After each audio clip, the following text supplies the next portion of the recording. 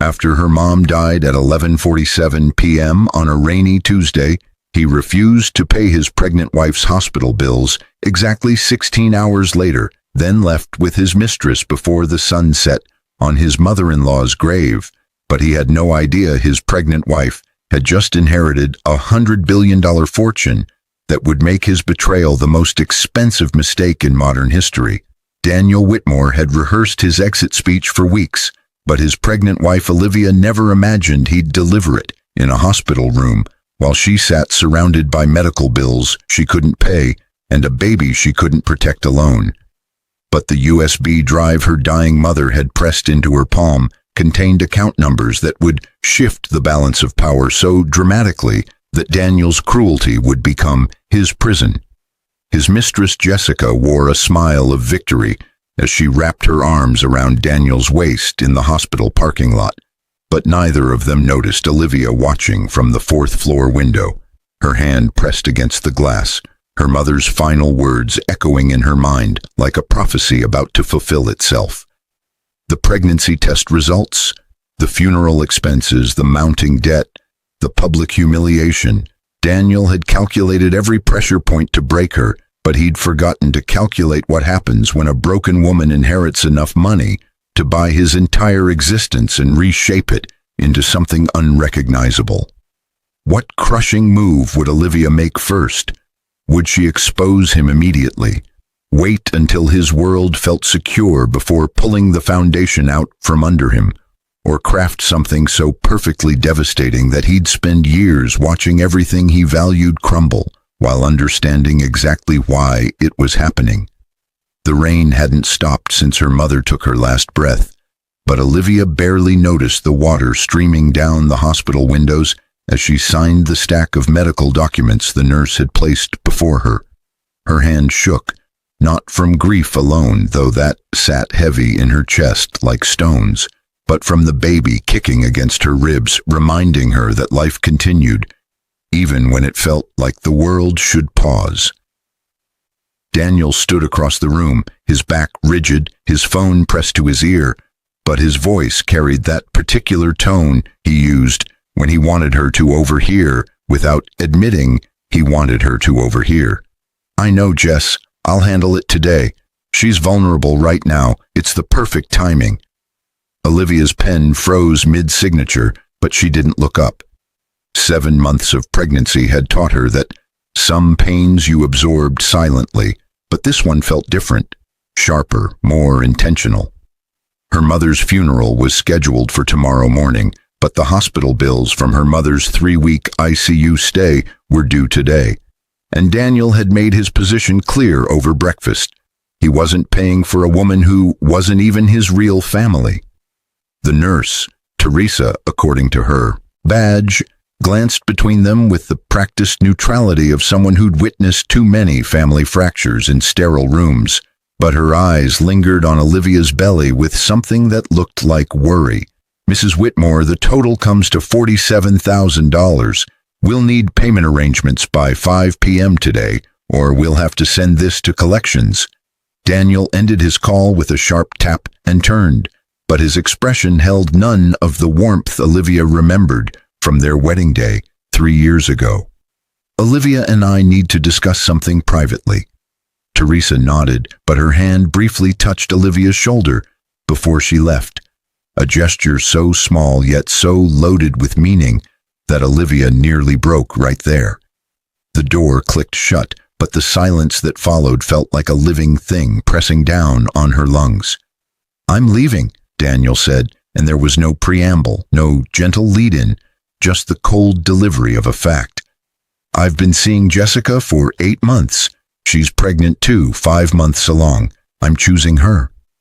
The words hung in the air like smoke, but Olivia's brain struggled to process them in order. Jessica, 8 months, pregnant, choosing her. Each word was a separate explosion, but together they created a devastation so complete that Olivia couldn't find her breath. "My mother just died," she whispered, and it was the only thing her mind could grasp. 16 hours ago, I held her hand. "I know the timing isn't ideal," Daniel interrupted, but his tone suggested he found the timing perfectly ideal, strategically ideal. But I can't keep pretending, Olivia. You've been a financial drain for years. Your mother's medical bills, your pregnancy complications, the experimental treatments you insisted she needed. Do you know what you've cost me? Olivia's hand moved to her belly instinctively, protectively, but her voice came out steadier than she felt. This is your baby too. Is it? Daniel's smile was cruel, calculated. You've been so obsessed with your mother's care that I barely remember the last time we were intimate. How do I know that baby is even mine? The accusation hit like a physical blow, but Olivia recognized it for what it was, a justification he'd constructed to make his betrayal feel righteous. She'd seen him do this in business deals, rewriting history to cast himself as the victim, the reasonable party, the one forced into difficult decisions by others' failures. There's been no one else, she said quietly, but she wasn't defending herself. She was simply stating a fact to someone who'd already decided facts didn't matter. Daniel pulled an envelope from his jacket pocket, but the gesture was theatrical, rehearsed. I'm not paying your mother's hospital bills. I'm not paying for your pregnancy care. And I'm certainly not paying for a child I'm not sure is mine. These are divorce papers. Sign them and I'll cover the lawyer fees. Refuse, and I'll make this as expensive and ugly as possible. He dropped the envelope on the table beside her mother's funeral program, but the juxtaposition felt deliberate. He wanted her to see how little her grief mattered to him. Through the window, Olivia could see the parking lot 4 floors below, but her eyes caught movement near Daniel's black Porsche. A blonde woman in a red dress stood beside the car, her hand resting on her own pregnant belly, her smile visible even from this distance. She's waiting for you, Olivia said, and it wasn't a question. Jessica understands ambition, Daniel replied, moving toward the door. She doesn't drag me down with constant needs and medical emergencies. She's a partner, not a burden. The door opened, but Daniel paused in the threshold, and what he said next would replay in Olivia's mind for months afterward. Your mother spent her entire life poor, and she died poor despite all the money I poured into keeping her alive an extra few weeks. She taught you to be weak, to be dependent, to expect men to rescue you. I need a woman who stands on her own. Sign the papers, Olivia. It's over. The door closed behind him with a soft click that somehow sounded louder than a slam would have, but Olivia remained frozen in her chair, her hand still pressed against her belly, her mother's final words suddenly roaring back into her consciousness with the force of a freight train. 20 hours earlier, the deathbed. Her mother's hand had been so cold, but her grip remained surprisingly strong as she pulled Olivia close, her voice barely a whisper beneath the oxygen mask. In my purse. USB drive. Red one. Password is your birthday. Mom, save your strength, Olivia had pleaded, but her mother's eyes held an urgency that cut through the morphine haze. Listen to me, baby. I lied to you your whole life. About who I was, about who your father was, about what I had. Each word cost her mother visible effort, but she pushed through. I wasn't always poor. I made choices to hide, to protect you, until the time was right. Mom, you're not making sense. The USB drive, her mother insisted, her grip tightening. Don't open it until Daniel shows you who he really is, not who he pretends to be, who he really is. When he thinks you have nothing, when he thinks you're broken, that's when you'll know. Promise me you won't look until then. Olivia had promised, but she hadn't understood, and now, sitting in the hospital room with divorce papers beside her mother's funeral program and Daniel's mistress waiting in the parking lot below, she finally did. Her hand trembled as she reached into her purse, but the USB drive was exactly where her mother had left it, a small red rectangle that looked utterly ordinary, completely unremarkable. Her mother's laptop was still in the car, but the hospital had a business center on the second floor, and Olivia moved through the hallways like a ghost, her pregnant belly leading the way, her mind still struggling to process the complete destruction of her life in the span of 16 hours. The business center was empty except for a young man working on a spreadsheet who barely glanced up when Olivia entered, but she chose the computer in the corner, as far from observation as possible. Her fingers shook as she inserted the USB drive, but the password prompt appeared immediately, demanding her birthday. 04151992. The screen went black for 3 seconds, but when it returned, Olivia found herself staring at a document titled, "For Olivia When You're Ready to Know." Her mother's words filled the screen in a letter that must have taken weeks to write, but Olivia's eyes caught on specific phrases that rewrote her entire understanding of reality. "I was born Catherine Elizabeth Thornton, but I became Catherine Miller to hide from your father's family. Your father was Harrison Thornton III, heir to the Thornton technology empire, worth $247 billion at the time of his death. We fell in love in secret, but his family threatened to destroy me if I didn't disappear.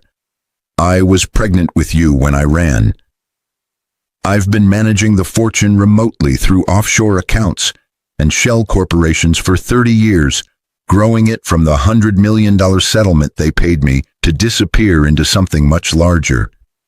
The current value, as of last month, is $103.7 billion. See, it's all yours now. Every penny, every company, every property, every investment."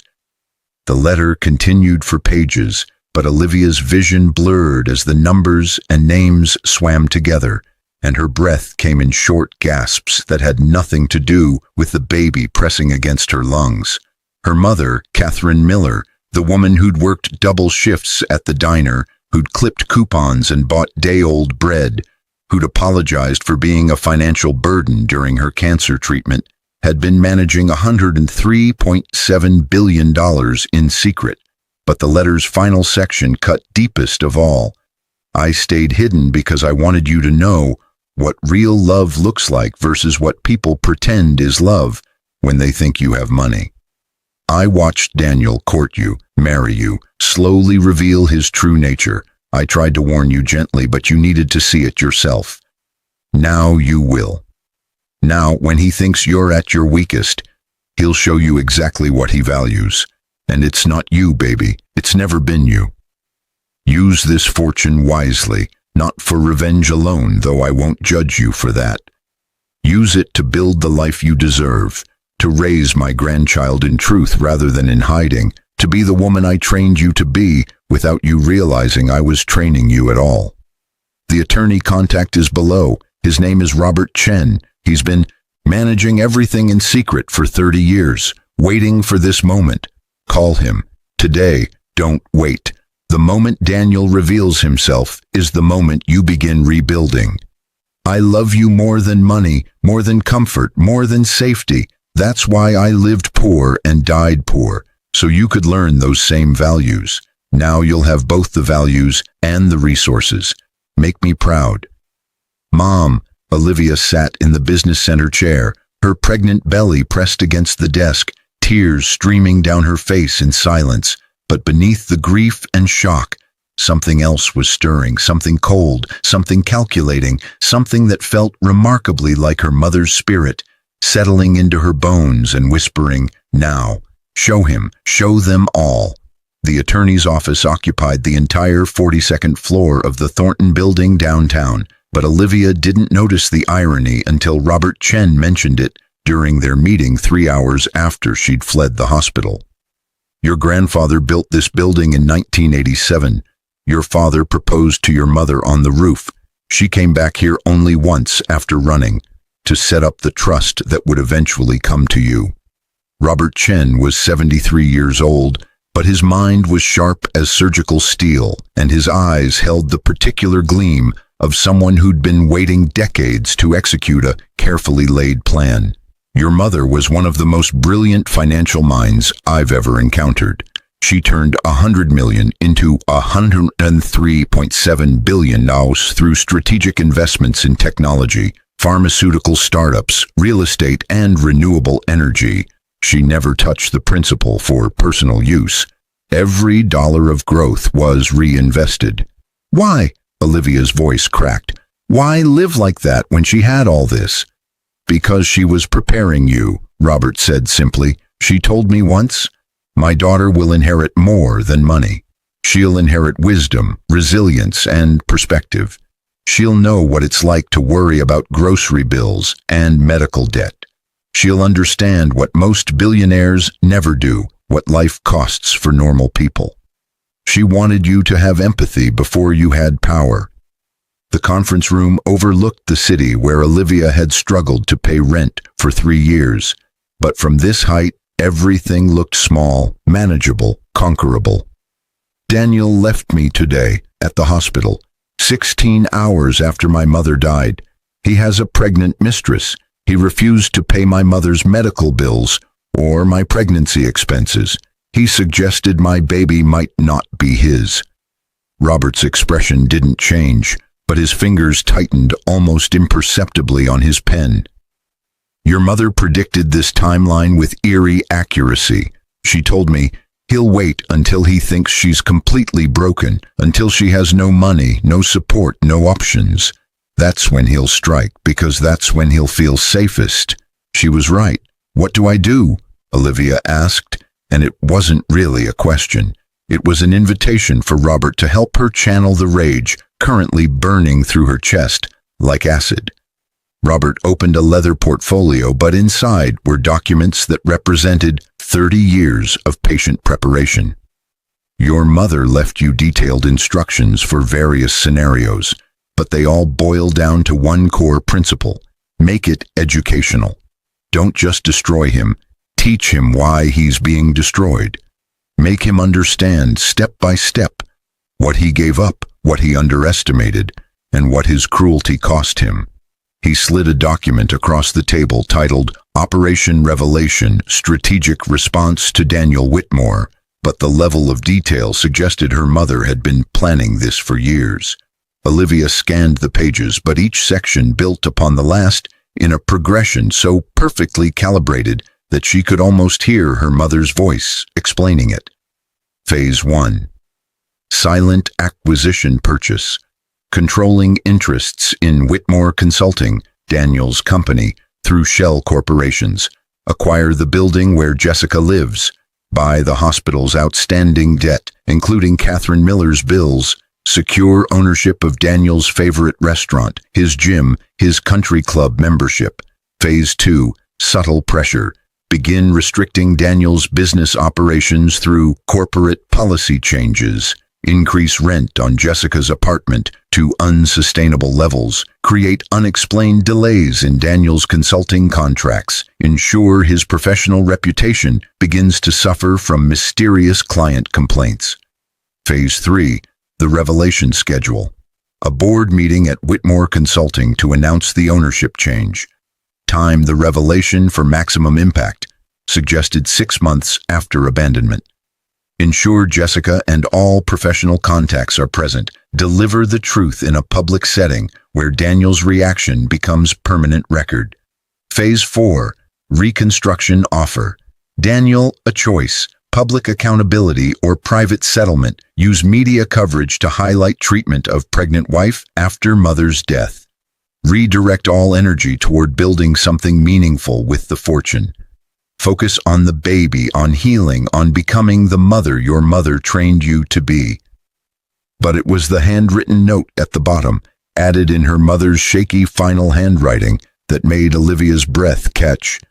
Don't lose yourself in revenge, baby. Use the first 3 phases to buy yourself time to heal, to prepare, to become strong. But remember, the real victory isn't destroying him. It's building a life so magnificent that his absence from it becomes his greatest punishment. Make him irrelevant, not ruined. That's how queens operate. Olivia pressed her hand against her belly, but the baby kicked as if in agreement, as if her mother's spirit lived on in the tiny body growing inside her, waiting to be born into a completely different world than the one Olivia had prepared for. "I want to do it," she told Robert. "All of it, exactly as she planned."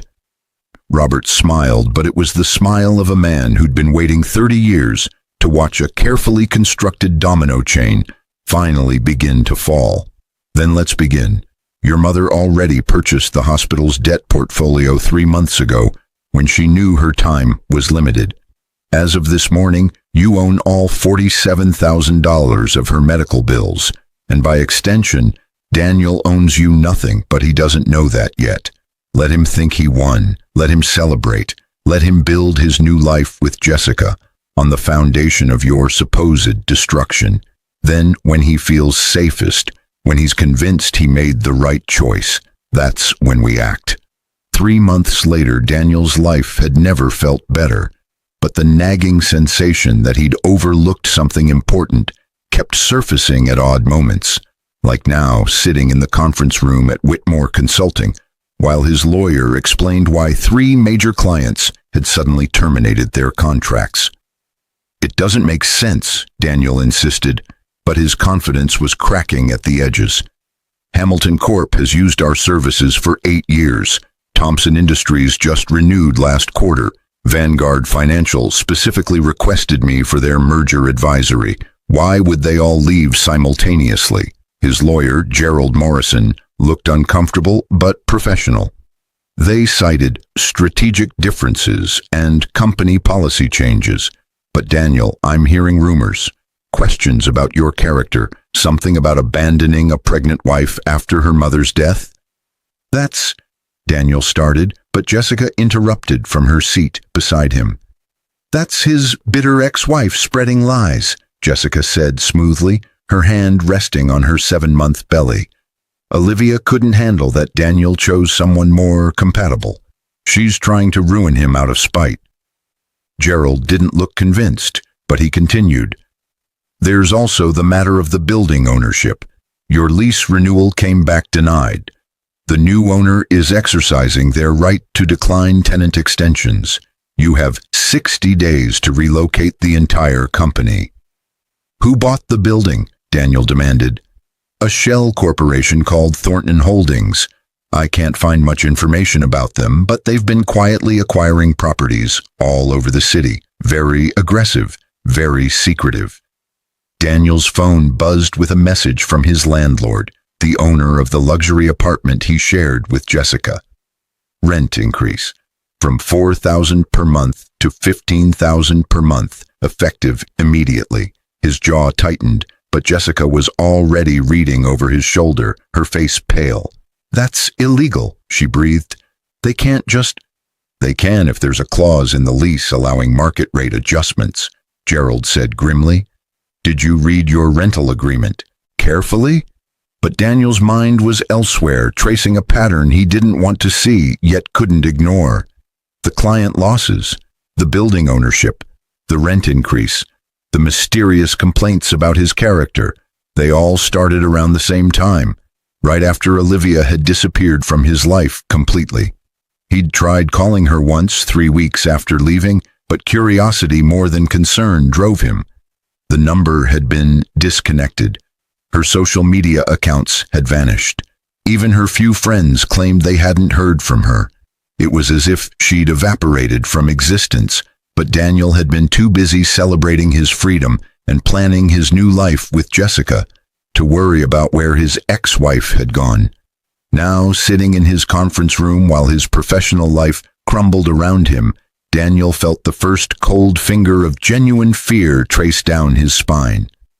"Find out everything you can about Thornton Holdings," he told Gerald. "Every property they own, every business they've acquired, every connection they have. I want to know who I'm dealing with." 6 months after the abandonment, Olivia stood in the penthouse nursery, her newborn daughter, Catherine, named for the grandmother who would never meet her, sleeping peacefully in her arms. But the view from the window overlooked the entire city, including the building where Daniel's company now struggled to survive on the 15th floor of a much less prestigious address. Robert Chen had executed her mother's plan with surgical precision, but Olivia had made modifications, softer in some ways, harder in others.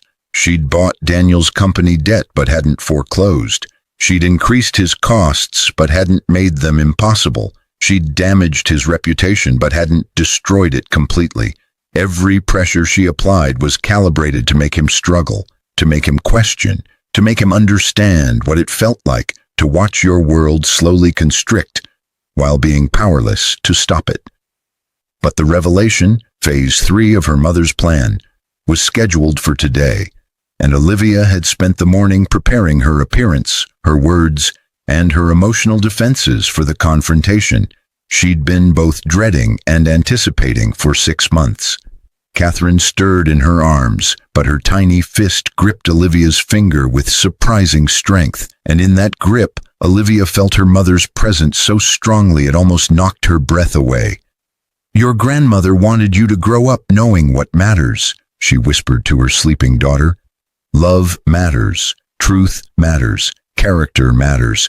Money is just a tool. It's what you do with it that defines you." Her phone buzzed with a message from Robert. "Board meeting starts in 1 hour. Daniel confirmed attendance. Jessica will be there too. She's listed as his business partner now. Everything is ready."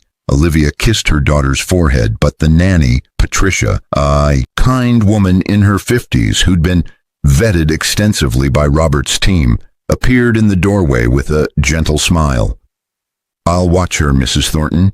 You go do what you need to do." The name still felt foreign, Mrs. Thornton, but Robert had insisted she reclaim her legal family name, to own her heritage rather than hide from it. Olivia Victoria Thornton, heir to the Thornton fortune, mother to Catherine Elizabeth Thornton, widow to no one who mattered. The drive to Whitmore Consulting's new location took 40 minutes, but Olivia spent the time reviewing her mother's notes one final time, though she'd memorized them weeks ago. The handwritten additions in the margins revealed her mother's personality, sarcastic observations, strategic suggestions, and occasional expressions of love that made Olivia's throat tighten. One note in particular stood out. "Remember, baby, the goal isn't to hurt him. It's to free yourself from caring whether he hurts or not. True power is indifference. Make him irrelevant, then walk away and build something beautiful." The reception area of Daniel's new office was shabby compared to the prestige of his old building, but the receptionist looked stressed, overworked, underpaid. She barely glanced at Olivia before waving her toward the conference room. "Board meeting is starting. They're waiting for the owner's representative." Olivia was the owner's representative, but she didn't correct the receptionist, and instead moved silently down the hallway, her designer heels clicking on cheap linoleum that Daniel would have scorned 6 months ago. Through the conference room glass, she could see 12 people seated around a table. Daniel at the head, Jessica beside him with her hand possessively on his arm, Gerald the lawyer shuffling papers nervously, and 9 other board members who looked confused about why they'd been called here. Robert Chen stood at the presentation screen, but his eyes met Olivia's through the glass with a question. "Ready?" She nodded once, and Robert opened the door, his voice carrying the authority of 3 decades of legal experience. "Ladies and gentlemen, thank you for your patience. The owner of Whitmore Consulting has decided to make a personal appearance today to discuss the company's future direction." Daniel frowned, but his confusion was evident. "I thought this was about the financing restructure. Who bought my company debt? I've been trying to find out for months." "I did," Olivia said, stepping into the conference room, and the silence that followed her entrance was so complete that she could hear Jessica's sharp intake of breath from across the table.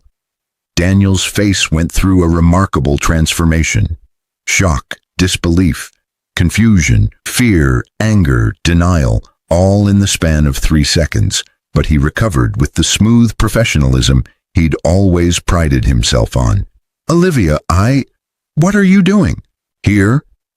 "I'm the majority shareholder of Whitmore Consulting," she said calmly, taking the seat at the opposite end of the table from Daniel, but Robert distributed folders to each board member that contained documentation supporting her claim. Through a series of acquisitions over the past 6 months, I now own 73% of this company's outstanding debt, which I converted to equity ownership last week.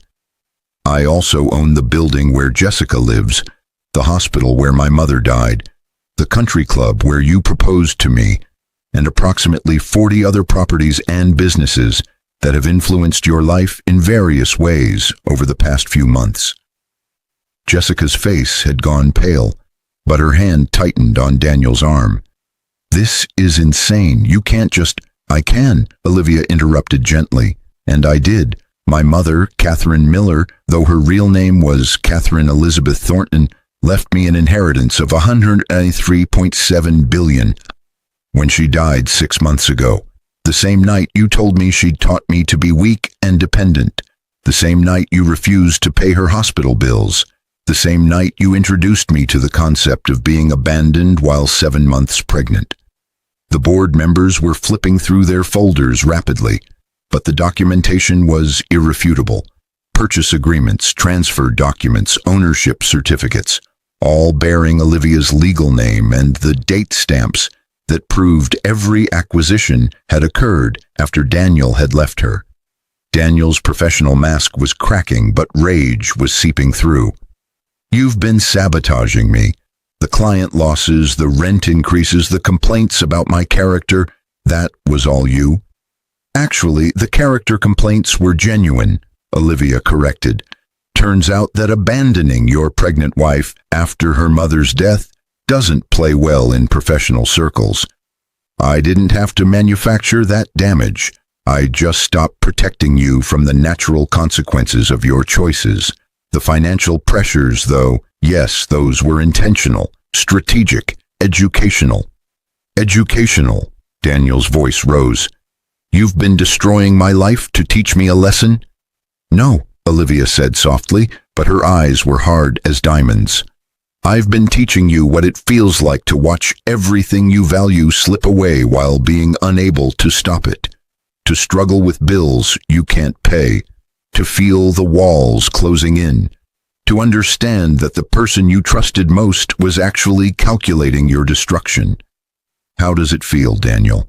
Does it feel like that hospital room felt 6 months ago when you handed me divorce papers instead of support?" Jessica stood abruptly, but her pregnancy made her movements awkward, ungainly. "You're a vindictive—" "Sit down, Miss Parker," Robert said coldly. "You're here as a courtesy because you're listed as Mr. Whitmore's business partner, but this doesn't concern you. Though I should mention that the building you're living in is also owned by Mrs. Thornton, and your lease expires in 30 days with no option for renewal." Jessica sat down slowly, but her eyes held the first glimmer of understanding that she'd picked the wrong side of a war she hadn't known existed. Daniel's hands were shaking, but he pressed them flat against the table. "What do you want, Olivia? Money? An apology? Revenge? What's the end game here?" Olivia stood, but she moved to the window overlooking the city, the same view she had from her penthouse, but from this angle, at this height, everything looked different.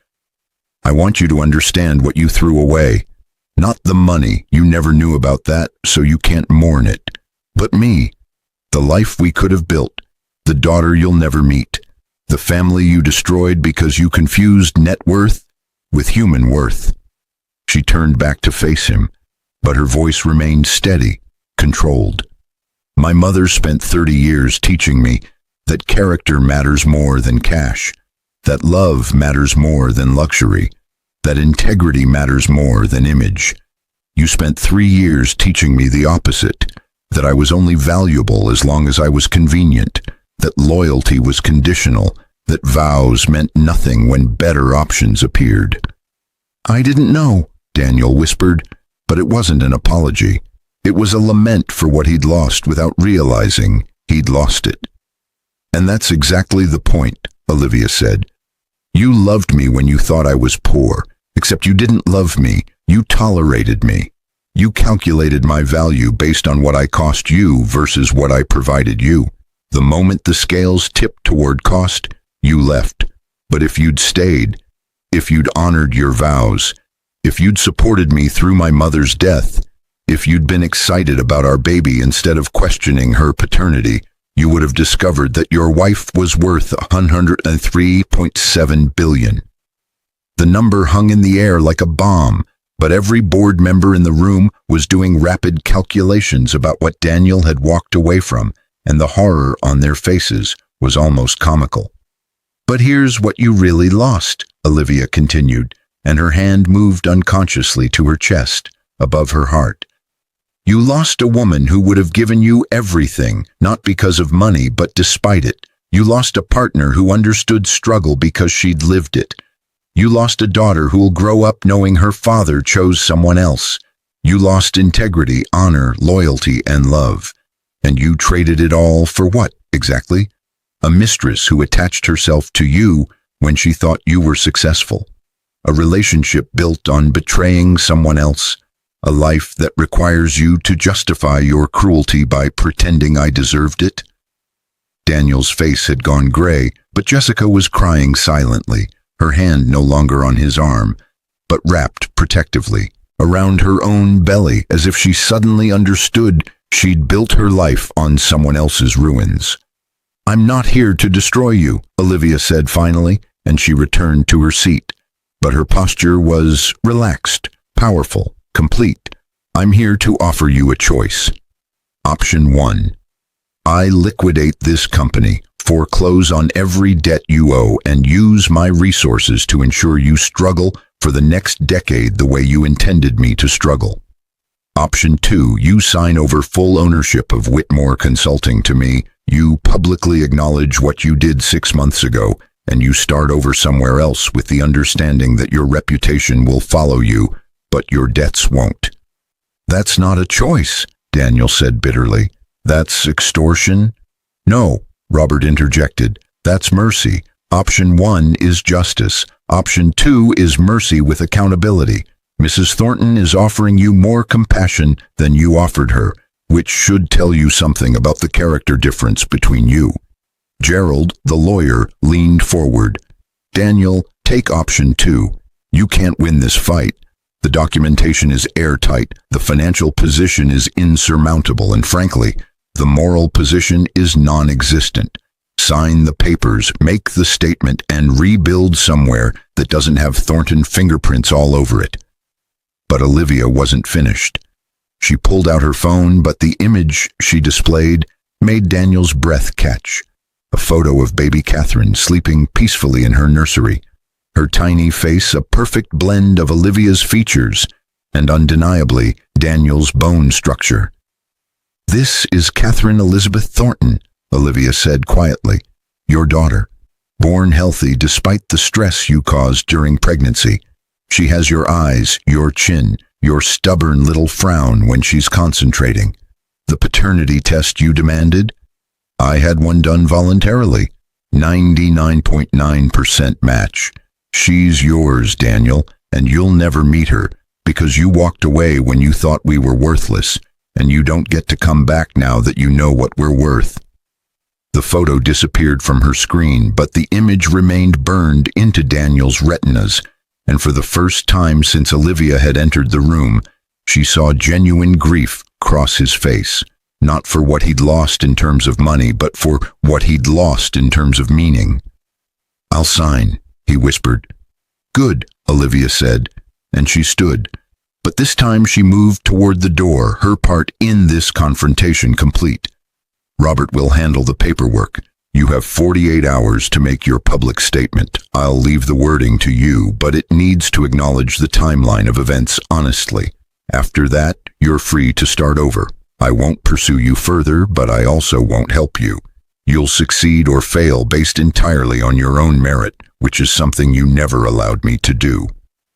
She paused at the door, but her final words were directed at Jessica, not Daniel.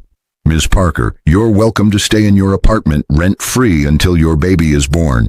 I'm not punishing an innocent child for their parents' choices. But after that, you're on your own. Build carefully. The foundation you chose is weaker than you realized." 1 year later, Catherine's first birthday party was a modest affair by billionaire standards, but Olivia had specifically requested simplicity.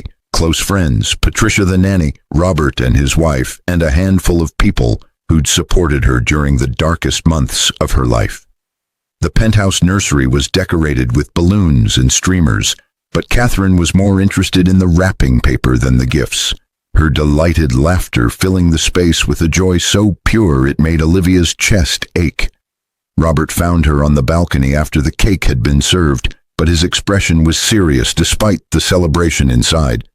Daniel's public statement ended up being quite thorough. He took full accountability, admitted the timeline, acknowledged his cruelty. His consulting career is effectively over. He's working as a mid-level analyst at a firm in Boston now. Jessica left him 4 months ago. She's raising their son alone in Portland. Olivia absorbed this information with less satisfaction than she'd expected to feel, but her mother's words echoed in her mind. Make him irrelevant, not ruined. That's how queens operate. And the Thornton Foundation? She asked, changing the subject to what actually mattered now. Robert's expression brightened immediately. Fully operational. Your mother's fortune is being deployed exactly as you planned. Scholarships for single mothers, medical debt relief programs, support systems for people going through grief and financial crisis simultaneously. The first round of beneficiaries received their letters last week. The gratitude responses are overwhelming. Olivia nodded, but her eyes drifted to the city below, where thousands of people struggled with the same challenges she'd faced a year ago. The intersection of grief, financial stress, betrayal, and fear. My mother gave me $103.7 billion, but she also gave me perspective. I know what it's like to sit in a hospital room, pregnant and alone, surrounded by bills I couldn't pay and grief I couldn't process. Every person we help knows I'm not helping them from a place of pity. I'm helping them from a place of understanding. Your mother would be proud, Robert said softly. I hope so, Olivia replied. But Catherine's laughter drifted through the balcony doors, pulling her attention back to what mattered now. Not the past, not revenge, not even justice. Just this moment, this child, this life she'd rebuilt from ruins. Inside, Patricia was holding Catherine up to see the city lights, but the little girl's eyes were wide with wonder at the view. Olivia joined them, taking her daughter into her arms, but Catherine immediately grabbed for her mother's necklace, a simple gold chain holding her grandmother's wedding ring, the only jewelry Catherine Elizabeth Thornton had kept when she'd run away 30 years ago to protect her unborn daughter from a family that valued money over love. Your grandmother was the richest poor woman I ever knew, Olivia whispered to Catherine. And now you'll be the poorest rich girl, because I'm going to raise you exactly the way she raised me, with values before valuables, with character before capital, with love before luxury. Catherine responded by grabbing Olivia's nose and giggling, completely unconcerned with philosophical proclamations. But that was exactly the point. She was 1 year old, healthy, happy, loved, surrounded by wealth but protected from its corrupting influence by a mother who understood that the greatest inheritance wasn't money at all. 5 years later, the investigative journalist's article hit the internet at 6 a.m. on a Tuesday morning, but by noon it had been shared 847,000 times, and by evening it was the top trending topic on every social media platform. The headline read, "The pregnant wife he abandoned inherited 100B. Here's what she did with it." Olivia didn't read the article immediately, but Catherine, now 6 years old and remarkably perceptive, noticed her mother's phone exploding with notifications during breakfast. "Why is everyone talking about you, Mama?" "Because people are interested in unusual stories," Olivia explained. But she silenced her phone and focused on the more important task of ensuring Catherine ate her vegetables instead of just the pancakes. Later that evening, after Catherine was asleep, Olivia finally read the article that had captured the internet's fascination. The journalist had traced her entire story, from Daniel's abandonment to the inheritance, to the calculated confrontation to, most importantly, the 5 years of systematic philanthropy that followed.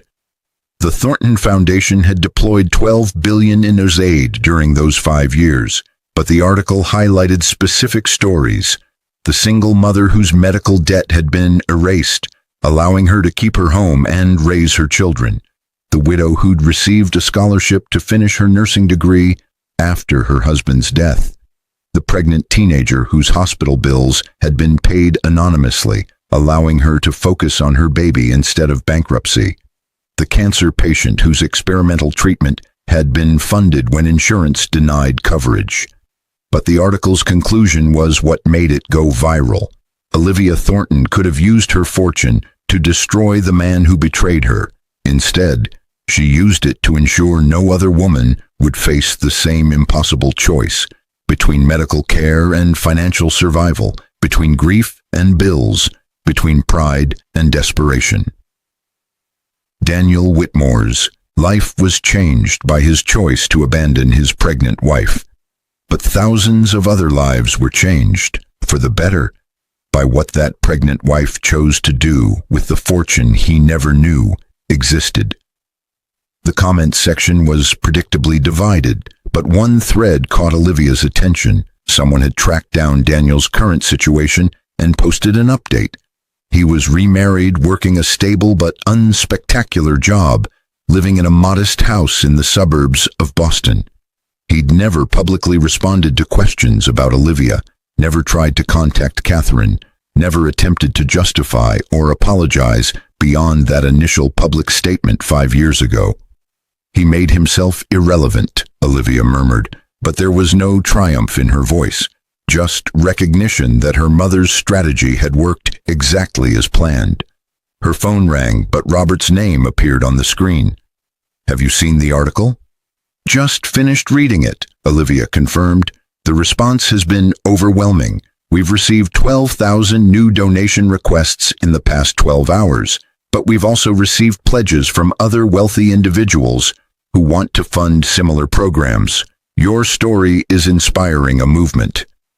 Olivia moved to the window of her study, but the view overlooked not the city lights this time, but the private garden where Catherine played every afternoon, a space filled with flowers that Catherine helped plant, vegetables they grew together, and a small statue of a woman that Catherine called Grandma Catherine, though she'd never met the woman who'd orchestrated this entire transformation. "My mother didn't give me $103.7 billion for revenge," Olivia said quietly. "She gave it to me as a responsibility, to prove that money is just a tool. It's what you build with it that matters. Daniel taught me what selfish love looks like. My mother taught me what selfless love accomplishes. I know which legacy I want Catherine to inherit." "Your mother chose well," Robert said.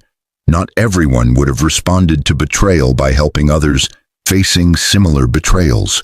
Most people would have chosen destruction." "Most people didn't have Catherine Elizabeth Thornton as a mother," Olivia replied. "She spent 30 years teaching me in secret, preparing me for a moment I didn't know was coming. The fortune was just the tool. The lesson was the gift." After ending the call, Olivia pulled out the letter her mother had written, the one she'd read that first day in the hospital business center 5 years ago, but the one she returned to whenever doubt crept in. The final paragraph still made her breath catch. "Someday Catherine will ask you about her father. Tell her the truth, that he made a choice based on limited information, and that choice revealed his character. But also tell her that his choice freed you to become who you were always meant to be. Don't teach her to hate him. Teach her to learn from him. Teach her that people reveal their priorities through their actions, and that the most important legacy isn't what we accumulate, but what we contribute. You were my contribution, baby. Catherine is yours. The fortune is just the amplifier. Make it count." Olivia pressed the letter against her heart, but through the study door she could hear Catherine talking in her sleep. Garbled 6-year-old words about playgrounds and ice cream and a math test she was worried about, but also about Mama and Grandma Catherine and helping people. The fortune her mother had hidden for 30 years was being deployed exactly as intended, not to destroy one man who deserved it, but to help thousands who deserved better. And the daughter Daniel had walked away from was growing up watching her mother transform grief into generosity, betrayal into purpose, and abandonment into a foundation that would help people for generations.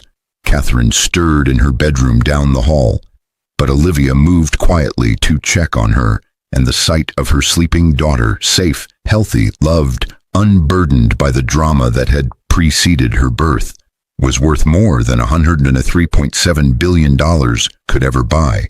Daniel Whitmore had refused to pay his pregnant wife's hospital bills and left with his mistress, unaware she'd just inherited a $100 billion fortune. But what Olivia had done hadn't crushed him in the way he'd feared. It had crushed his ego, his pride, his professional reputation, but it had left him alive, functional, capable of starting over.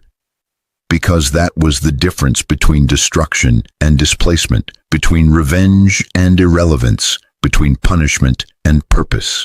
Queens didn't waste energy destroying pawns. They built empires that made the pawns' kingdoms irrelevant by comparison. And as Olivia kissed her daughter's forehead and whispered, "Sweet dreams, baby," she knew with absolute certainty that she'd done exactly what her mother had trained her to do. Not just survive betrayal, but transcend it completely. The fortune was real, but the victory was deeper. And that made all the difference. 12 years later, the auditorium at Thornton Academy fell silent as 17-year-old Catherine Thornton stepped up to the microphone, but her mother watched from the third row with a mixture of pride and bittersweet recognition. Catherine had her father's confidence, her grandmother's intelligence, and something entirely her own that Olivia was still learning to name. "My college essay prompt asked me to write about someone who changed my life," Catherine began, but her voice carried the steady composure of someone who'd grown up watching her mother navigate complexity with grace. "Most students write about parents, teachers, coaches. I'm going to tell you about someone I never met." Olivia's breath caught, but she already knew where this was going.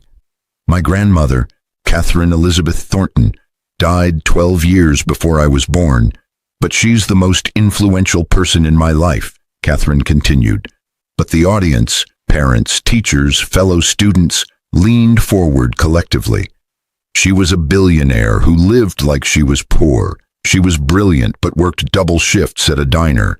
She had every advantage but chose hardship, and she did it all to teach her daughter, my mother, a lesson that would eventually teach me one too. Catherine pulled out a worn USB drive, the same red one Olivia had inserted into that hospital computer 12 years ago, but Catherine had asked to see it on her 16th birthday, and Olivia had given it to her, along with the full story of what had happened before she was born. "My grandmother wrote a letter that I've read maybe 100 times, Catherine said. In it, she explained why she hid her fortune, why she struggled when she didn't have to, why she watched her daughter marry someone who would eventually betray her. She wrote, "I want Olivia to know what real love costs, what real sacrifice means, what real character looks like when there's nothing to gain from showing it." The auditorium was absolutely silent, but Olivia could see other parents shifting uncomfortably, perhaps recognizing the implicit critique of how they'd raised their own children in privilege without perspective.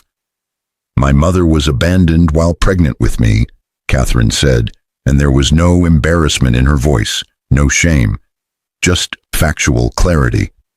"My biological father walked away because he thought we were worthless financially. He missed my entire childhood because he calculated wrong. And my grandmother had planned for exactly that scenario, not because she was psychic, but because she understood human nature well enough to predict it." Catherine paused, but her eyes found Olivia's in the audience, and the love in that gaze made Olivia's throat tighten. "I grew up wealthy, but I grew up working. I have a trust fund I can't access until I'm 25, but I've had a job since I was 14. I live in a penthouse, but I volunteer at the homeless shelter every Saturday. I attend this prestigious academy, but I spend my summers working at the Thornton Foundation, processing applications from people who remind me that I could have been them, that I would have been them if circumstances had been slightly different. She held up the USB drive like a talisman. My grandmother's letter ends with instructions for my mother, but there's a section she wrote specifically for me, knowing I'd eventually read it. She wrote, "Catherine, if you're reading this, it means your mother succeeded. It means she took pain and turned it into purpose. Your job now is to take purpose and turn it into legacy. Don't just manage the fortune, multiply the impact. Don't just help people, empower them to help themselves. And never, ever forget that you could have been born into the struggle you're now helping others escape." Catherine's voice thickened slightly, but she pushed through. "I never met my grandmother, but I know her through every choice my mother makes, through every scholarship awarded, every medical bill erased, every family supported through impossible circumstances, through the way my mother raised me to understand that privilege is responsibility, that wealth is stewardship, that character is the only currency that actually matters." She stepped away from the microphone briefly, but when she returned, her composure had fully returned. "My college essay is about my grandmother, but it's really about the lesson she taught across generations, that the most valuable inheritance isn't money, it's values, that the most important legacy isn't what you accumulate, it's what you contribute, that the truest measure of success isn't what you achieve for yourself, but what you enable others to achieve for themselves." The applause started slowly, but it built to a standing ovation that Catherine accepted with graceful humility before returning to her seat. And Olivia found herself crying silently in the audience, not from sadness but from the overwhelming recognition that her mother's 30-year plan had succeeded beyond anything Catherine Elizabeth Thornton could have imagined. After the ceremony, Olivia found Catherine in the hallway outside the auditorium, but her daughter was surrounded by classmates asking questions, offering congratulations, admitting they'd never known the full story behind the Thornton Foundation they'd all heard about, but never really understood. When the crowd finally dispersed, Catherine collapsed into her mother's arms with the exhaustion of someone who'd just revealed something deeply personal to hundreds of people. "Was that okay? Was I too honest? Did I embarrass you?" "You were perfect," Olivia whispered fiercely. "Your grandmother would have been so proud. I'm so proud." They walked to the parking garage together, but Catherine's silence suggested something was weighing on her mind, and Olivia had learned over 17 years to wait for her daughter to formulate her thoughts rather than rushing to fill the quiet. "Mom," Catherine finally said as they reached the car, "do you ever wonder about him? About my biological father?" It was the question Olivia had been preparing for since Catherine was old enough to understand that most families looked different than theirs, but the actual asking of it still felt like a small earthquake. "Sometimes," Olivia admitted, because she'd promised herself she'd never lie to Catherine about this. "Not because I miss him or regret what happened, but because I wonder if he ever thinks about what he missed. If he ever sees news about the foundation and realizes you're the daughter he walked away from. If he's ever sorry not just for losing the money, but for losing you." Catherine processed this as they got into the car, but she didn't speak again until they were halfway home. "I looked him up last year. I didn't tell you because I wasn't sure how you'd react." Olivia's hands tightened on the steering wheel, but she kept her voice neutral. "What did you find?" "He's remarried, has 2 younger kids, half-siblings I'll never meet, works a normal job, lives a normal life. His LinkedIn profile is sad, honestly, not because he's struggling, but because he's just ordinary. Middle management, suburban house, generic life. And I realized Grandma Catherine was right. The punishment wasn't destroying him. It was making him irrelevant while we became extraordinary. How do you feel about that? Olivia asked carefully. Catherine was quiet for a long moment, but when she spoke, her voice held a clarity that reminded Olivia so much of her own mother. It was almost supernatural.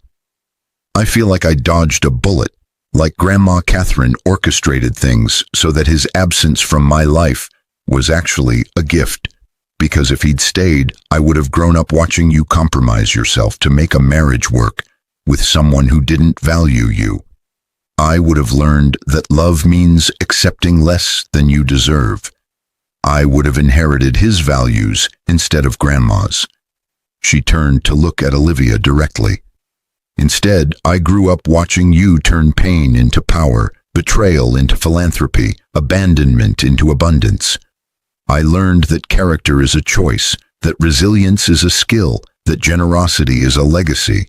I learned these things because he left, and I wouldn't trade that education for anything, not even for the fantasy of having a father who actually deserved me. Olivia had to pull over because tears were blurring her vision, but Catherine unbuckled her seatbelt and reached across the console to hug her mother, and they sat there on the side of the road while traffic rushed past, holding onto each other the way they'd been doing since Catherine was born. Not because they needed saving, but because they'd built something together that was worth protecting.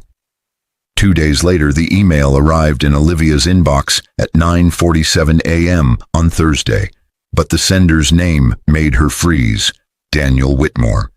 She stared at it for 5 full minutes before opening it, but when she finally did, the message was shorter than she'd expected. Dear Olivia, I saw the video of Catherine's speech. Someone at the academy posted it online, and it's been shared widely enough that it reached me here in Boston. I'm not writing to ask for anything. I'm not writing to apologize, though I am sorry, more sorry than words can convey. I'm writing because your daughter's words made me realize something I should have understood 17 years ago. I didn't just walk away from money, I walked away from the most important thing I could have been, a father to an extraordinary human being. Catherine's intelligence, her compassion, her clarity of thought, they're obvious, even through a 15-minute speech. And I have no claim to any of it because I wasn't there for any of it. You raised her alone. You raised her with values I clearly lacked. You raised her to be someone who sees wealth as responsibility rather than entitlement, and you did it all while dealing with grief, betrayal, and challenges I can't even imagine. I'm not asking to meet her. I'm not asking for forgiveness. I'm not asking for anything except for you to know that I understand now what I threw away. Not the fortune. I never knew about that, so I can't claim to mourn it. But the chance to be Catherine's father, the chance to watch her grow into whoever she's becoming, the chance to be part of something meaningful instead of just comfortable. My life is fine. That's the worst part. It's completely fine. I'm not struggling. I'm not suffering. I'm just ordinary. And watching Catherine's speech made me realize that ordinary is its own kind of tragedy when you had the opportunity to be part of something extraordinary and you walked away from it.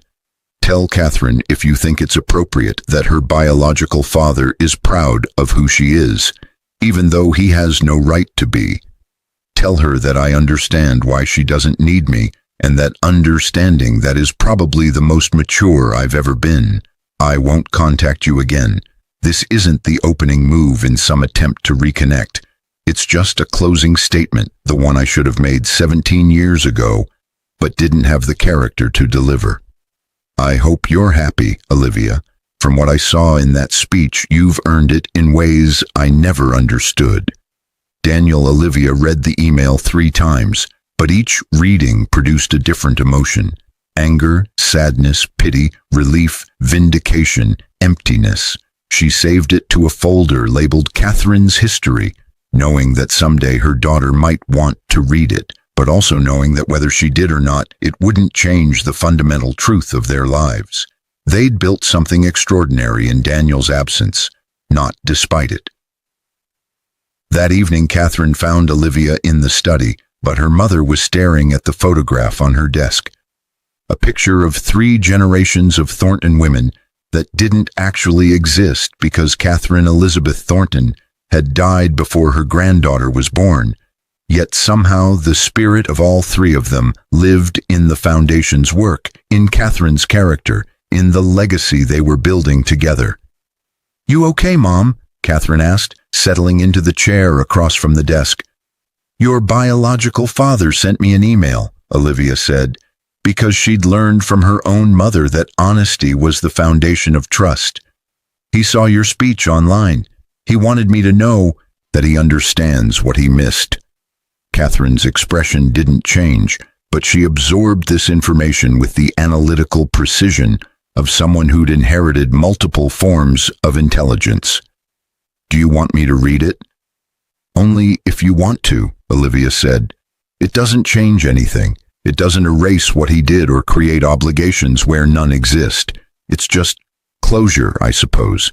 The acknowledgement we never got 17 years ago." "Forward it to me," Catherine said after a moment.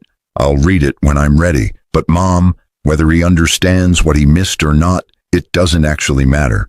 Because what we built together, what Grandma Catherine set in motion, what the Foundation accomplishes every day, none of that required him. In fact, all of that happened because he left. His absence created the space for us to become who we are." Olivia felt tears threatening again, but Catherine continued, her voice taking on the philosophical tone she used when she was working through complex ideas. "I've been thinking about Grandma Catherine's strategy. She could have revealed the fortune immediately. She could have protected you from Daniel's betrayal. But she didn't, because she understood that you needed to experience that betrayal at your lowest point to truly understand human nature. She let you suffer so you could learn something essential about character, loyalty, and love." "That's a harsh teaching method," Olivia said quietly. "But an effective one," Catherine countered. "If you'd known about the money before he left, you'd always wonder if he would have stayed out of genuine love or financial calculation. This way, you know with absolute certainty what he valued. And I know with absolute certainty that I was raised by someone who understands struggle, not just observes it from a distance." She leaned forward, but her eyes held a wisdom that seemed older than her 17 years. "I'm applying to college next year. I'm going to study economics and social policy. I'm going to learn everything I can about wealth distribution, systemic poverty, and how to maximize philanthropic impact. And I'm going to do all of this because my grandmother lived poor to teach my mother a lesson, and my mother used that lesson to teach me one. That's a legacy worth more than $100 billion, Mom. That's a legacy that changes generations." 6 months later, the Thornton Foundation annual gala. The ballroom glittered with the kind of wealth that used to intimidate Olivia. But after 12 years of navigating these spaces, she'd learned that money was just another tool, powerful when used correctly, meaningless when hoarded incorrectly, and surprisingly easy to redirect toward meaningful purposes when you understood leverage. Catherine stood beside her mother at the podium, but this year's gala was special. It marked the 12th anniversary of the Foundation's establishment and the announcement of a new initiative that Catherine had designed herself. The Thornton Future Fund, Catherine announced to the assembled donors, politicians, and philanthropists, will provide full scholarships, housing, and mentorship to 100 students per year who come from single-parent households where that parent was abandoned during pregnancy or early childhood. The audience shifted, but Catherine's voice remained steady. "My mother was abandoned while 7 months pregnant with me. My grandmother lived in poverty while secretly managing billions. I grew up understanding that circumstances don't define you, but they do shape you. The Future Fund will identify students who've been shaped by adversity but not broken by it, and will provide them with every resource necessary to transform their potential into reality." She paused, but her next words carried weight that made several people in the audience reach for tissues. "This program is named for the future my biological father couldn't see when he walked away. It's funded by the fortune he didn't know existed, and it will create opportunities for children whose parents made different choices than mine did. Parents who stayed, who struggled, who sacrificed everything to raise their children alone. We're not judging the absent parents. We're empowering the present ones. The standing ovation lasted 3 full minutes, but Olivia watched her daughter accept it with grace and humility, and she felt her mother's presence so strongly in that moment that she almost turned to look for her. "You did it, Mom," Olivia thought. "You turned 100 million into 103.7 billion, into something that will help people for generations. You turned betrayal into purpose, pain into power, abandonment into abundance. And Catherine, our Catherine, is going to take it even further." After the gala, Olivia and Catherine stood on the balcony of the ballroom, but the city lights below represented millions of people living lives they'd never know, fighting battles they'd never see, struggling with challenges the Thornton Foundation was designed to address. "Do you think Grandma Catherine knew it would turn out like this?" Catherine asked. "I think she hoped," Olivia said. "But I also think she understood that the best plans leave room for improvisation. She set things in motion, but we're the ones who turned it into this." Catherine leaned against her mother's shoulder, but despite being 17 and fiercely independent, she still sought this physical connection, this reassurance that they were in this together. "Mom, can I ask you something that might be uncomfortable?" "Always." "Do you think you would have been happy if he'd stayed? If Daniel had never left? If you'd never known about the fortune? If you'd just lived a normal middle-class life with a normal marriage and a normal family?" Olivia considered this carefully because Catherine deserved an honest answer, not a comfortable one. "I think I would have been content, maybe even happy in a limited way. But I wouldn't have been this." She gestured to the ballroom behind them, to the city below them, to the life they'd built together. "I wouldn't have understood what I was capable of. I wouldn't have learned what real strength feels like. I wouldn't have raised you the way I did, and I definitely wouldn't have helped 12,000 families escape the same circumstances we could have been trapped in." "So you're grateful he left?" Catherine asked. "I'm grateful for where his leaving led us," Olivia clarified. "I'm not grateful for the pain, the humiliation, the fear, but I'm grateful that those experiences taught me something essential about who I am and what I value. Your grandmother orchestrated it that way. She understood that some lessons can only be learned through fire."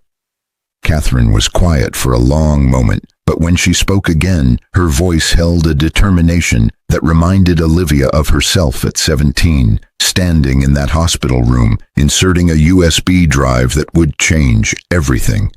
"I want to write a book," Catherine said, "about Grandma Catherine, about you, about what happened and what we built afterward. Not for money, all proceeds would go to the foundation, but for the lesson, because I think there are people out there who need to know that betrayal isn't the end of the story, that abandonment isn't permanent defeat, that sometimes the worst thing that happens to you becomes the catalyst for the best thing you do." Olivia pulled her daughter closer, but tears were streaming down her face freely now. "Your grandmother would love that. She always said the real fortune wasn't the money, it was the lesson, and you're ready to teach it." "We'll teach it together," Catherine corrected. "Your story, my perspective, Grandma's strategy, all of it woven together to show people that circumstances don't define you, but your response to them does." 18 months later, The Fortune She Hid, 3 generations of women who chose purpose over privilege, debuted at #1 on every bestseller list. But the real impact came from the stories people shared after reading it. Stories of their own betrayals, their own abandonments, their own moments of discovering strength they didn't know they possessed. The book tour took Olivia and Catherine to 30 cities in 3 months. But the most meaningful stop was the small hospital in their hometown, where everything had begun 13 years ago. They had arranged to meet there at Olivia's request, but she hadn't told Catherine why until they were standing outside, The same fourth-floor window where Olivia had watched Daniel leave with Jessica all those years ago. "I stood right here," Olivia said quietly, her hand pressed against the glass. 7 months pregnant. My mother dead for 16 hours. My husband walking away with his mistress.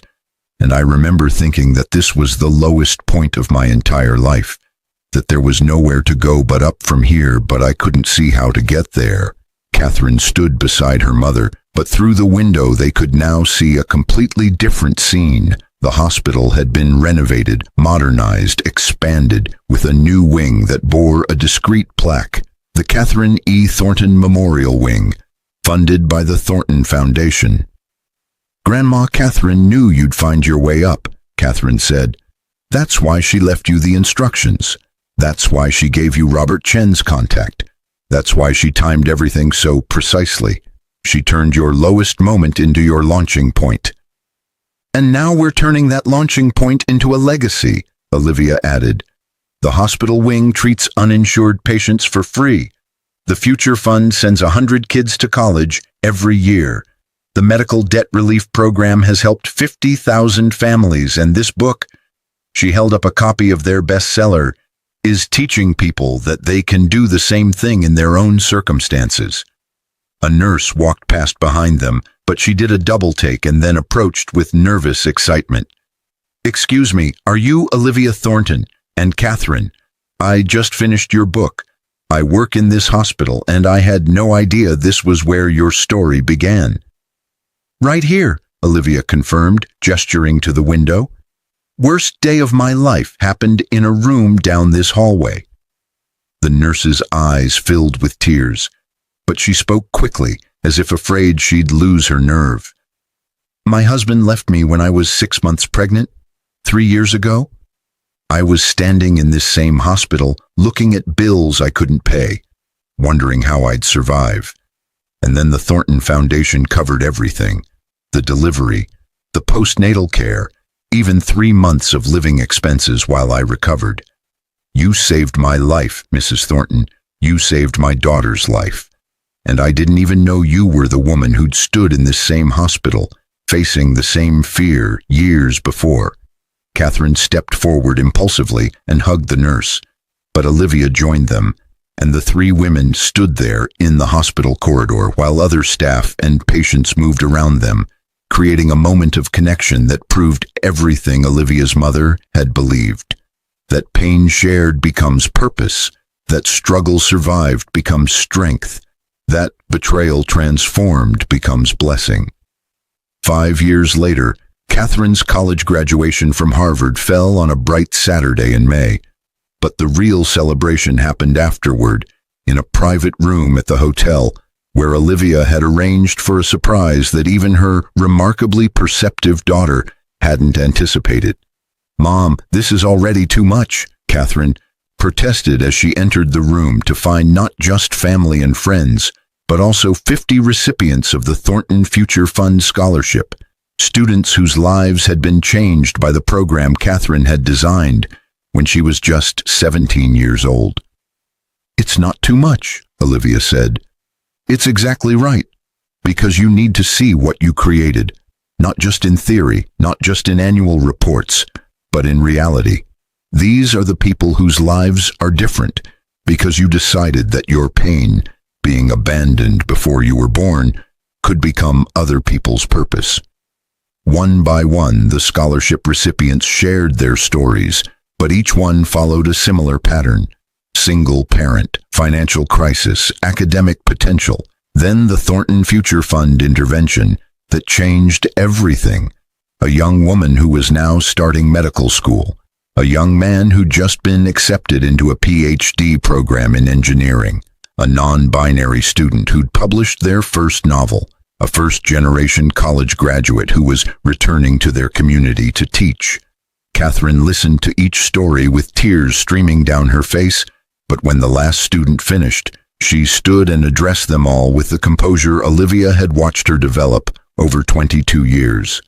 "My grandmother set this in motion before I was born," Catherine said. "My mother carried it forward after betrayal that should have broken her. But you, All of you are the proof that it worked. That pain can become purpose. That betrayal can become blessing. That the worst thing that happens to you doesn't have to define you. It can refine you instead. She paused, but her next words were directed at Olivia. Mom, I have something to tell you. I've been offered a position at the foundation, Executive Director of Youth Programs. Robert Chen thinks I'm ready to take on more responsibility, and I've decided to accept. I'm not going to pursue corporate law like I planned. I'm going to spend my life doing this, turning our family's story into other families' salvation. Olivia felt her mother's presence more strongly than she had in years, but she understood now what Catherine Elizabeth Thornton had understood 30 years ago when she'd made the decision to live poor while secretly rich. That the greatest legacy isn't what you accumulate, it's what you teach. And what she'd taught across 3 generations, through poverty and wealth, through betrayal and triumph, through abandonment and abundance, was finally bearing fruit that would nourish people for generations to come. Present day, 20 years after the abandonment. The documentary premiered on a Tuesday evening, but by Wednesday morning it had been viewed 43 million times and had sparked conversations across every social media platform, every news outlet, every dinner table in America. The $100 billion lesson, how 3 women turned betrayal into the world's most impactful foundation, traced the entire story from Catherine Elizabeth Thornton's secret life, through Olivia's abandonment, through Catherine's leadership of the foundation's expansion. But the final segment was what made it go truly viral. The filmmakers had tracked down Daniel Whitmore and Jessica Parker, now divorced from each other, living separate ordinary lives in different cities, and asked them both the same question. Knowing what you know now, what would you change? Daniel's response was brutally honest. Everything. I would change everything. I threw away the most valuable thing I could have had, not the money, though that hurts to think about, but the chance to be Catherine's father, to be part of something meaningful. I chose comfort over character, and I've spent 20 years living with that choice. But it was Jessica's response that broke the internet. I destroyed a pregnant woman's life for a man who turned out to be exactly who he showed himself to be when he abandoned his pregnant wife. I have a son who will grow up knowing his father is capable of that kind of betrayal. And meanwhile, Catherine Thornton is out there changing thousands of lives every year. The math isn't even close. I chose wrong, and the universe made sure I understood exactly how wrong. The documentary ended with footage of Catherine, now 22, poised, powerful, purposeful, speaking at the Foundation's 20th anniversary gala. My grandmother lived poor to teach my mother about character. My biological father abandoned my mother to teach me about choice. My mother built this foundation to teach the world about transformation. And I'm going to spend my life proving that the lesson worked, that betrayal can become blessing, that pain can become purpose, that the worst thing that happens to you can become the catalyst for the best thing you do. The camera panned to Olivia in the audience, but her expression held everything that mattered. Pride in her daughter, grief for her mother, gratitude for the journey that had led them here, and absolute certainty that Catherine Elizabeth Thornton's 30-year plan had succeeded beyond anything even she could have imagined. That night, Olivia stood alone in her study, but the photograph on her desk had been updated. Now it showed 2 women, Olivia and Catherine, standing beneath a portrait of Catherine Elizabeth Thornton, 3 generations of strength captured in a single image. Her phone buzzed with a message from Catherine. Mom, I just got off the phone with the documentary team. They're reporting that the foundation received $47 million in unsolicited donations in the past 24 hours. $47 million, the exact amount of hospital debt you were facing 20 years ago. The universe has a sense of humor. Olivia smiled through tears, but she typed back, Your grandmother would say that's not the universe's sense of humor, that's mathematics. You put good into the world, The world eventually returns it multiplied. She called it the only investment strategy that matters. Catherine's response came immediately. Then we're the wealthiest poor girls who ever lived, because we invested in people and they're paying dividends in ways that can't be counted in dollars. Love you, Mom. See you tomorrow at the foundation board meeting. Olivia set her phone down, but she pulled out the letter one more time. The one her mother had written, the one she'd read hundreds of times over 20 years, the one that still had the power to make her cry. But this time, she noticed something she'd never seen before. A final paragraph written in pencil, so faint she'd missed it in every previous reading, added in her mother's shakiest handwriting, P.S. If you're reading this final paragraph, it means you've read this letter so many times that you finally looked closely enough to see what I hid here. Good. That means you understand that the real treasures are always hidden in plain sight. You just have to keep looking, keep learning, keep growing. I hid $100 billion from the world for 30 years, but the real treasure I left you wasn't money. It was the lesson that character is the only currency that appreciates forever. Love you always, baby. I'm proud of who you became. Mom Olivia pressed the letter against her heart, but she finally understood the complete scope of what her mother had done. She'd hidden a fortune to teach a lesson, orchestrated a betrayal to prove a point, and left instructions that would transform 3 generations of women into proof that the worst thing that happens to you doesn't have to be the end of your story. It can be the beginning of your purpose. 20 years after Daniel Whitmore had refused to pay his pregnant wife's hospital bills and left with his mistress, unaware she'd just inherited a $100 billion fortune, Olivia finally understood what had crushed him wasn't what she'd done to him. It was what she'd done without him, and that made all the difference.